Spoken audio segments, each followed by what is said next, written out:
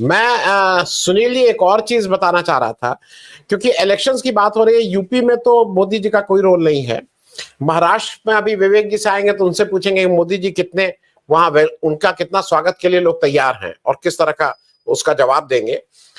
हरियाणा में भी एक मुझे ऐसा लग रहा है कि मोदी जी ने के पास अपॉर्चुनिटी थी, लेकिन मोदी जी ने जो विनेश फोगाट के साथ जैसा किया और मोदी जी की जो ट्रोल आर्मी है उसने जिस तरह का व्यवहार किया, उससे हरियाणा में तो वैसे भी गुस्सा था, लेकिन गुस्सा कई गुना बढ़ गया है। दूसरा, मुझे सुनील जी ये लगता है कि मोदी जी से तो आपको कोई कहने की जरूरत नहीं। मोदी जी के पुराने वीडियो ही लगा दिया करें, वही अपने आप मतलब वही पूरा सवाल जवाब पूछ लेते हैं। मोदी जी ओलंपिक को लेके क्या क्या बातें करते थे मैं फिर बता दूं। इस बार हिंदुस्तान जो है, हिंदुस्तान ने अब तक कुल, भारत ने अब तक कुल 41 मेडल जीते हैं, 10 गोल्ड, 10 सिल्वर, 21 ब्रॉन्ज। और ये जो अभी गेम कंक्लूड हुआ है, इसमें केवल चाइना और यूएसए ने 40-40 गोल्ड मेडल केवल एक उसमें जीते हैं। हमने 1900 से लेके अब तक 41 मेडल जीते हैं, जिसमें गोल्ड भी है, सिल्वर भी है, ब्रॉन्ज भी है। वो केवल 40 गोल्ड मेडल एक। हम 71वें नंबर पे आ गए हैं इस बार, ऑल टाइम लो। मतलब हम 96 और 2000 में थे, अब मतलब बिल्कुल पीछे आ गए।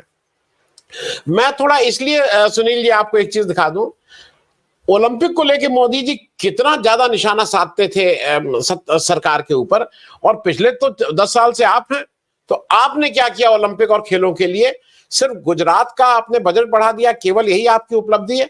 जरा वो मैं एक दिखा देना चाहूंगा, जिससे दर्शकों को भी रेफरेंस याद हो जाए। और फिर आपसे पूछूंगा कि हरियाणा जनरल इलेक्शन और हरियाणा में खास करके मोदी जी की वजह से कितने वोट बढ़ेंगे या घटेंगे, मैं वो जरा वो भी देख लीजिए। लेकिन मोदी जी ओलंपिक की बात जरा दिखा देना। लगा दिया के जवान हैं, उसमें से मैपिंग किया जाए। स्पोर्ट्स में रुचि वाले देश, जब भी ओलंपिक गेम्स होती है उस समय टीवी में, अखबारों में, नेताओं में, सामाजिक जीवन में सब जगह पे चर्चा होती है। इतना बड़ा देश गोल्ड मेडल नहीं मिला, इतना बड़ा देश मेडल नहीं मिला, फलाना देश ये कर गया, जितना देश ये कहेगा। मैं सवाल, ठीक है स्थिति है, लेकिन क्या कभी इस देश की शिक्षा व्यवस्था को हमने इसके साथ जोड़ा? हमारी युवा पीढ़ी को हमने अवसर दिया? और क्या मित्रों 120 करोड़ के देश में नहीं मिल सकता है? अरे सिर्फ सेना के जवानों को एक काम दिया जाए कि जो न्यूली रिक्रूटेड सेना के जवान हैं उसमें से मैपिंग किया जाए, स्पोर्ट्स में रुचि वाले हैं उनको एक अलग जगह पे रखा जाए और उनको ही ट्रेनिंग देने का काम शुरू कर दी जाए। मैं बताता हूं मित्रों, 5, 7, 10 तो मेडल ये हमारे सेना के जवान लेकर के आ सकते हैं। मैं सुनील भाई इसलिए इस बात को बोला कि हमारे यहां बहुत से लोग ये कह रहे हैं कि जो फेंकने के जितने प्रतियोगिताएं हैं, जेवलिन, हैमर, शॉटपुट, डिस्कस, उसमें हमारे पास एक ही व्यक्ति था। अगर वो चला जाता तो वो इतना दूर फेंकता कि वो शायद वर्ल्ड रिकॉर्ड, ओलंपिक रिकॉर्ड सब बन जाता। उसका नाम सब लोग जानते हैं। लेकिन हरियाणा को लेके मैं इसलिए, क्योंकि ये सबको गाली देते थे। इनकी आदत क्या है मोदी जी की? मोदी जी हर एक को गाली देते हैं, मोदी जी हर एक बात पे हंसी उड़ाते हैं। अब इनसे कोई पूछे कि तुम 10 साल से बैठे हुए हो ओलंपिक में या किसी में, तुमने कौन सी चीजें बढ़ाई? केवल एक काम किया कि जय शाह को बीसीसीआई का वो बना दिया, करता धरता माल वहां से आना शुरू हो गया। उसके अलावा क्या कंट्रीब्यूशन है, जरा आप बताइए। और ओवरऑल इलेक्शन और खास करके हरियाणा इलेक्शन में मोदी जी क्या कितना स्वागत हरियाणा वाले करेंगे, ये इस पे जरा बताइए। धन्यवाद आनंद जी। अगर आप हर मामले में शॉर्टकट ढूंढेंगे तो आपको सफलता कभी नहीं मिल सकती। लड़कों को रोजगार नहीं मिल रहा है तो नाले से आप गैस निकाल ले लीजिए। अगर आपको एयर स्ट्राइक करनी है तो जब बादल छा जाए तब चले जाइए। आपको ओलंपिक के मेडल लेना है तो सेना के जवानों को भेज दीजिए। ये जो एकदम रेडीमेड सॉल्यूशंस होते हैं वो कहने बहुत अच्छे लगते हैं। कहने वाले को सोचना चाहिए कि हम जो बात कर रहे हैं उसमें कितना दम है। आप इनसे कोई पूछे कि आपने अरबों रुपया खर्च की खेलो इंडिया के नाम, क्या हुआ उसका? जिन राज्यों से सर्वाधिक एथलीट्स गए ओलंपिक में या अन्य प्रतियोगिताओं में अंतर्राष्ट्रीय, उसमें सबसे बड़ा राज्य हरियाणा है। उसको आपने कितना रुपया दिया खेलो इंडिया के तहत? और जिस राज्य से गिनती के लोग गए गुजरात, उसको कितना रुपया दिया आपने? तो आप खेल को प्रोत्साहित करने के लिए पैसा खर्च कर रहे हैं टैक्स पेयर्स का, कि ठेकेदारों में बांट रहे हैं। आप जो खेल की सुविधाएं हैं अहमदाबाद और गांधीनगर में कितने इकट्ठी की गई, और चंडीगढ़, रोहतक और हिसार में कितनी इकट्ठी की गई, तो देख लीजिए आप जब तक खेल को प्रोत्साहित करने के लिए, आज तीरंदाजी में अगर आपको कोई मेडल मिल रहा है या नहीं मिल रहा है, उसके लिए किसको श्रेय दिया जाना चाहिए? टाटा को, उसकी एकेडमी वहां काम करती है। आपने क्या किया? हॉकी में आपकी टीम कांस्य पदक लेकर के आई, उड़ीसा सरकार ने उसको योगदान दिया। पूरी की पूरी आपकी स्थिति क्या थी कि वहां आपका प्लेयर गया हॉकी का, उसको वहां रहने के लिए एसी का कमरा तक नहीं दिया आपने। जब कई बड़े क्वार्टर फाइनल जीत लिए हैं, तब जाकर के आपने उनको यहाँ से एसी भेजवा रहे हैं लगाने के लिए। क्या कौन सा तरीका है? आप सोचिए कि एक प्रतियोगी विनेश फोगाट जो गोल्ड की दावेदार है, उसको आपने उसके कर्मचारियों के भरोसे छोड़ के आप चले गए, और आप इसको स्वीकार करते हैं कि साहब जो उनका स्टाफ था उनका हवाले करके हम चले। क्यों चले गए भाई? जिस खिलाड़ी के साथ देश की प्रतिष्ठा जुड़ी हुई है, उस खिलाड़ी को आपने अकेला क्यों छोड़ दिया? आप तो इसीलिए गए थे वहां पर। बाकी निजी स्टाफ तो सबका गया था, जो भी जितने प्लेयर हैं, कोई ऐसा प्लेयर नहीं है बड़ा जिसके पास उसके निजी स्टाफ न होते हो। आप किस बात के लिए गए? क्या जरूरत थी आप? और आप इसको कह रहे हैं कि नहीं वो जस्टिफाइड है? ये विनय फोगाट के साथ जिन लोगों ने किया, उसको हरियाणा की जनता कहीं माफ नहीं करेगी। पहली चीज कि विनोद फोगाट इस देश में असहमति की सबसे ताकतवर चेहरा है, सरकार के खिलाफ अपनी बात कहने का सबसे मजबूत चेहरा है, और सरकार से बिना डर के, बिना भय के और अपने करियर को दांव पे लगा के उसने सरकार से मुकाबला किया।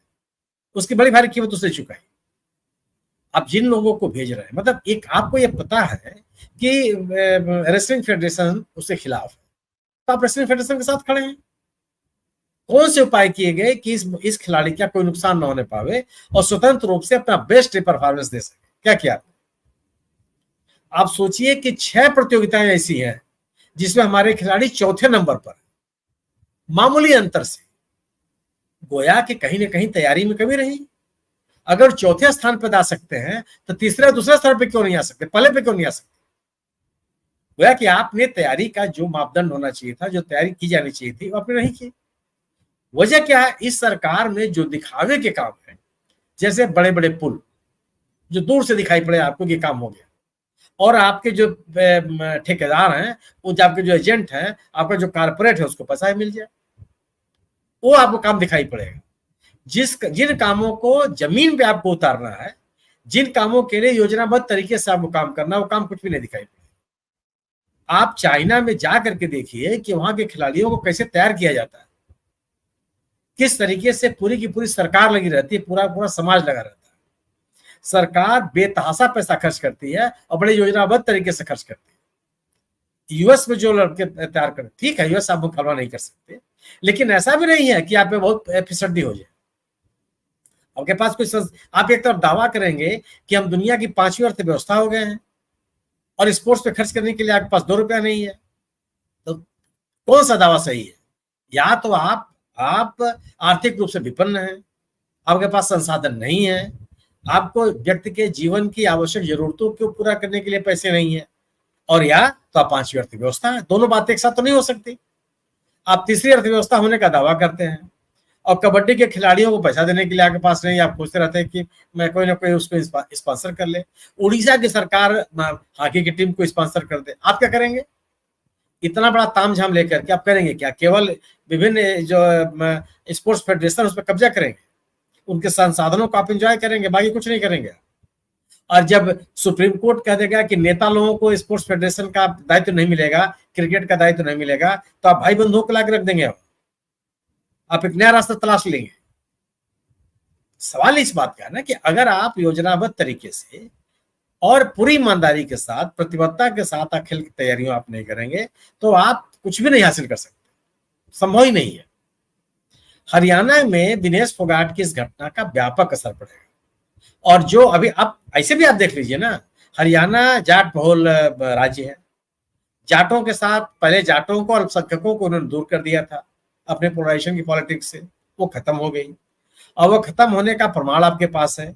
जब नूह में इस तरह की घटना हुई और नूह में अल्पसंख्यकों के खिलाफ जाट नहीं खड़े हुए बल्कि उनके साथ खड़े हो गए, आपकी जो साजिश थी हिंसा फैलाने की वो नहीं हो पाई। इस साल के लोकसभा के चुनाव में पश्चिमी उत्तर प्रदेश, हरियाणा, दिल्ली और राजस्थान में केवल एक कोई सीट ऐसी नहीं जहां पे जाट नेता कोई चुनाव जीता हो, सबके सब हार गए। कोई भी जाट नेता अपने इलाके में चुनाव नहीं जीत पाया। एक बेनाम सा चेहरा जीत करके आए हैं राजस्थान से, जिसको उन्होंने मंत्री बना दिया। तो समुदाय में, उस इलाके के लोगों के में क्या नाराजगी आप देख लीजिए। आप सुबह से शाम तक उनको गाली देंगे, उनके आंदोलन को आप स्वीकार करने के लिए तैयार नहीं होंगे, उनकी समस्याओं के समाधान का कोई रास्ता आप नहीं खोजेंगे, और वो लोग भी आपके साथ खड़े हो जाए। किसको आपने क्या नहीं कहा? मनोहर खट्टर साहब ने क्या नहीं कहा वहां किसानों को? कौन सी उपाधि बची थी जिसको उन्होंने न दे दिया हो? और विनेश फोगाट के साथ तो साफ साफ दिखाई पड़ रहा है कि आपने उस महिला पहलवान को वो पूरी मेडल जीत करके आवे, इसको सुनिश्चित करने का कोई प्रयास आपने नहीं किया। अगर उसके खिलाफ कोई साजिश हो रही थी तो साजिश को रोकने के लिए आपने कोई प्रयास नहीं किया। तो अभी हरियाणा में जो 5 सीटें आप हारे हैं, इन 5 सीटों में हारने के बाद विपक्ष की 44 विधानसभा क्षेत्रों में बढ़त है, यानी कांग्रेस की 44 सीटों में बढ़त है। जिन समुदायों के बल पर आप चुनाव जीतते थे वो समुदाय आपसे अलग हो चुके हैं। गवर्नेंस की आप बात करने की स्थिति में नहीं है। कहां से आप चुनाव जीत जाएंगे और क्यों जीत जाएंगे? झगड़े कितने हैं? आप लोग कांग्रेस के झगड़े गिनाते रहते हैं, बीजेपी के झगड़े कितने हैं? जेजेपी आपको छोड़ के जा चुका है। मनोहर लाल खट्टर, सैनी साहब, अनिल विज के विवाद क्या है आपके सबके सामने है। क्या कर लेंगे आप? कैसे आपको सफलता मिल जाएगी, क्यों मिल जाएगी? तो हरियाणा में मुझे कोई संभावना नजर नहीं आती। आपने उत्तर प्रदेश की बात की, उत्तर प्रदेश में बीजेपी है क्या? आप उत्तर प्रदेश में बीजेपी की सफलता का मतलब यह हुआ कि केमिस्ट्री पढ़ने वाले लड़के से कहिए कि तुम हिस्ट्री में पास करके दिखाओ। कैसे संभव है? इन 10 सीटों पे बीजेपी है कहां? ये गाजियाबाद की सीट को आप माइनस कर दीजिए तो बाकी जगहों पे कहां है ये?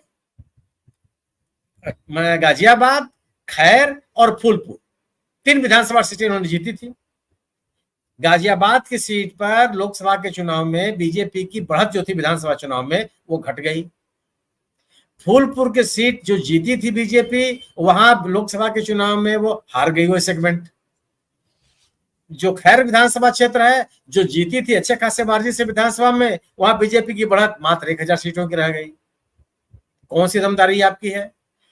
बाकी जो 4 सीटें हैं, करहल में कभी आप चुनाव जीते नहीं, मिल्कीपुर में आप आज तक के इतिहास में केवल 2 बार जीते, कटहरी आप 1 बार जीते, कुंदरकी आप 1 बार जीते, जबकि 91 का बीजेपी का लहर, 96 की लहर, 14 की लहर, तमाम लहर थी। उस लहर में भी आप विधानसभा सीटें नहीं जीत पाए। मंझरपुर की जो मझवा की सीट है, निश्चित रूप से वहां समाजवादी पार्टी की भी नहीं जीती है, लेकिन बीजेपी का भी कोई गढ़ नहीं रहा। वहां सहयोगी दल या कांग्रेस जीतती रही है। आप पिछला चुनाव भी वहां पर निषाद पार्टी जीती है, तो कहां से कर लेंगे? और आप मीरापुर की सीट ले लीजिए, मीरापुर सीट आरएलडी की सीट है, वहां बीजेपी कब मजबूत रही? और वहां पे आरएलडी की सीट तब मजबूत रही है जब जाट और अल्पसंख्यक मिलकर के वोट देते रहे। आज जाट अलग पूरे एनडीए गठबंधन से, वो इंडिया गठबंधन के साथ दिखाई पड़ रहा है। तो वहां कौन सी आपकी ताकत है? कौन आपका इतना बड़ा नेता है जो आपको लेके चलाएगा? चुनाव जीतना हारना एक अलग चीज है, लेकिन जो राजनीतिक स्थितियां हैं इस साल के लोकसभा के चुनाव के दौरान, जो राजनीतिक स्थितियां थी क्या वो बदल गई हैं? जो आम समाज में जिस बात को लेकर नाराजगी थी, क्या वो चीजें बदल गई हैं? जिन कारणों से प्रधानमंत्री जी की जीत 10 लाख से 1.5 लाख में बदल गई, वो स्थितियां बदल गई। क्या हो गया उत्तर प्रदेश में? किन वजहों से आप आगे आ जाएंगे? तो ये जो कहा जा रहा है कि 10 सीटों में बीजेपी का परफॉर्मेंस, अरे जी बीजेपी परफॉर्मेंस कहां से हो जाएगा भाई? कैसे जीता क्या जी? कौन सी सीट जीत लेंगे आप? शीशम की सीट के बारे में आपको अच्छी तरह से पता है, कब बीजेपी जीती है, वहां कौन सी ताकत रही है बीजेपी की। और अगर आप एक कहते हैं कि मायावती जी के आने से निश्चित रूप से असर पड़ेगा, लेकिन वह असर नहीं पड़ेगा जो रामपुर विधानसभा या लोकसभा के बाई इलेक्शन में पड़ा था, जो आजमगढ़ के लोकसभा के बाई इलेक्शन में पड़ा था।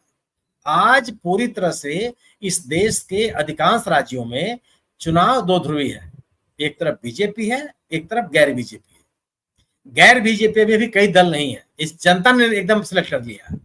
गैर बीजेपी राजनीति करने वाले लोग अगर कांग्रेस के साथ नहीं खड़े हैं या कांग्रेस वाले गठबंधन के साथ नहीं खड़े हैं तो उनकी स्थिति बहुत अच्छी नहीं है, जनता ही उनके साथ नहीं जा रही है। अगर आप उस बंटवारे को लेकर के उम्मीद बांधे हुए हैं तो आने वाले दिन पता चल जाएगा। और अगर आप इंडिया दल समूह में झगड़े की बात करते हैं तब अपने झगड़े की बात कर लीजिए, चाहे राजभर साहब हो, चाहे निषाद साहब हो, क्या इनके भी ये दावेदार नहीं है? इनके दावों का को स्वीकार करने के लिए तैयार है?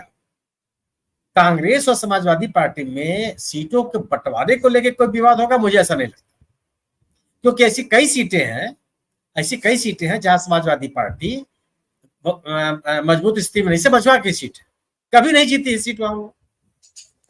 आज वो कहे कि नहीं हम सबसे बड़े दावेदार हमें हो जाएंगे, और कांग्रेस अगर कहती है तो इनके बीच समझौता नहीं होगा, मुझे नहीं लगता कि इनके बीच में कोई विवाद है। जैसे गाजियाबाद की सीट, गाजियाबाद की लोकसभा सीट भी कांग्रेस मजबूती के साथ लड़ी है, डाली शर्मा ने मजबूत टक्कर दिया है।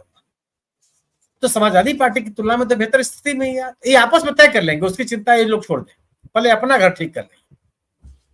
तो इस चुनाव में भारतीय जनता पार्टी की प्रतिष्ठा दांव पर है। इस चुनाव जीत करके आप दिखाइए तो हम बात करें, कौन सा तर्क है? कौन जिता के लेके चला आएगा और कहीं जिता के लेके चला आएगा? मेरा अपना मानना है कि चाहे उत्तर प्रदेश हो, और आपने जो बात कही कि मांग की, देखिए किसी भी नेता की मांग तभी होती है जब उसके पास चुनाव जिताने हराने की ताकत होती है। अगर आप ये खुद के जीतने के लाले पड़ जाए तो फिर आपको कौन बुलाने जाएगा? अगर यही भारतीय जनता पार्टी इसी उत्तर प्रदेश में 70, 72, 75 सीटें जीती होती तो फिर आप देखते किसकी मांग कितनी है, कौन कितना बड़ा नेता है और कौन कितना बड़ा स्टार प्रचारक है, आपका अभी समझ में आता। लेकिन अगर आप खुद ही अपने संसदीय क्षेत्र में शुरुआती 6 राउंड में आप चुनाव हारते रहे हो और आपकी जीत का अंतर 1.5 लाख पे सिमट जाए तो आपकी स्थिति फिर मांग नहीं रह जाएगी। फिर होने लगेगा कि उस आप ही के नाम पर किस तरह का विरोध का पोलराइजेशन। ये इन स्थितियों के बाद आपकी ताकत रह नहीं जाती है। और इस समय उत्तर प्रदेश में कोई बड़ा नेता नहीं है भारतीय जनता पार्टी का जिसका गाजियाबाद से लेकर के गाजीपुर तक का असर हो। कोई नहीं है, चाहे वो हिंदुत्व का नेता हो, चाहे वो पिछड़ों का नेता हो, चाहे वो दलितों का नेता हो, चाहे किसी समूह का नेता हो बीजेपी के भीतर। क्योंकि बीजेपी ने अपने वोट बैंक को केवल हिंदुत्व के नाम पर बढ़ाने की कोशिश की। 7 साल, 8 साल, 10 साल सत्ता में रहने के बाद आपके नारेबाजी से लोग आपके साथ नहीं आए जी। तो चाहे हरियाणा हो चाहे उत्तर प्रदेश हो, मुझे लगता है कि उनको अपने मतदाताओं को, अपने समर्थकों को अपने साथ जोड़े रखने में ही बड़ी सुविधा हो रही है। नए मतदाताओं को साथ लेना तो बहुत बड़ी चुनौती है। जी।